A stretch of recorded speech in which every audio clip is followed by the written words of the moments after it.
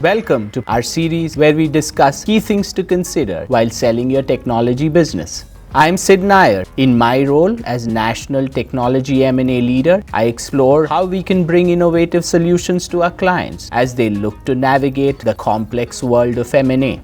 It is not unusual for technology businesses to have more than one revenue stream associated with the business. I'm joined today by Devon MacMurray, a vice president in our technology M&A business, to discuss how companies can think about the value of their business in the context of the various revenue streams they have. So Devon, let's get right into it. We've worked together with a number of IT and tech-enabled services businesses, and value can vary quite a bit based on services they offer to their clients. Based on your experience, how should they think about each of their revenue streams and what that might mean for value? Yeah, sure. Yeah, we typically think of services businesses in terms of contracted, recurring, and then reoccurring and one-time or non-recurring revenue streams. So each of these revenue streams have a different risk profile and can have implications on the valuation outcome of a services business. So generally speaking, the more recurring the services, the better the valuation, but there are other factors that definitely play a role. For example, how in demand are the services that you're providing? And are you using proprietary technology to deliver that? It's also really important. What kind of end customers are you serving? And what's their posture towards digital transformation, IT spend? Kind of where is your customer on that journey? And does your revenue stream place a burden on the balance sheet? You know, does it tie up working capital and ultimately restrict cash flow? So it's normal for us to go through each of these with our clients and several other factors to make sure that we're clearly articulating and they understand how the market is going to then value their business. You're right, Devon. Extent of services and revenue types is also a constant discussion on our software mandates.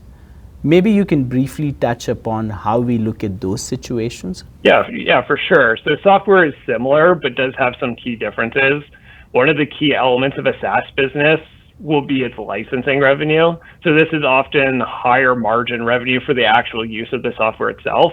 This can drive a higher value to the extent it's contracted over multiple years and has shown a track record of minimal churn.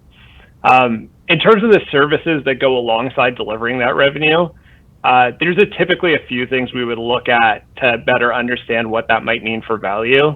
First of all, are the services profitable in their own right? Are they more of just a break even to get people on and using the platform?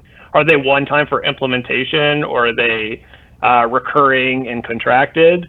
And really, do they create customer stickiness? So does it make it hard for the customer to switch to a competitor? And the last thing we tend to look for is whether those services are building a feedback loop, right? So is it creating a closeness with the customer? And from that, are you getting a kind of stream of comments that are helping you add innovation to your product? So what we do at EY is we use our value scorecard and we go through that with our clients. We look at each of the revenue streams, we measure it against the criteria, and we help the clients understand how that'll influence value, and in some cases, how they can kind of change or position their revenue streams to enhance value for their business. You're right, Devon. As you know, we've been extremely successful in leveraging our proprietary IT services and software scorecards to drive tangible conversations with our clients and prospects on the key variables that can determine where on the spectrum the value of their business lies. Thanks for joining us today, Devon. This has been really insightful. Great. Thanks so much for having me, Sid. Really appreciate it. It's important to present a clear view of your revenue streams and how they tie into the overall value of your business. It is critical that your equity story clearly communicates how these revenue streams come together to either build customer retention or drive incremental growth opportunities. Lastly, not all revenue is created equal. So having a plan to grow your higher value services and showing momentum in achieving that plan is going to make all the difference between a good outcome and a great outcome.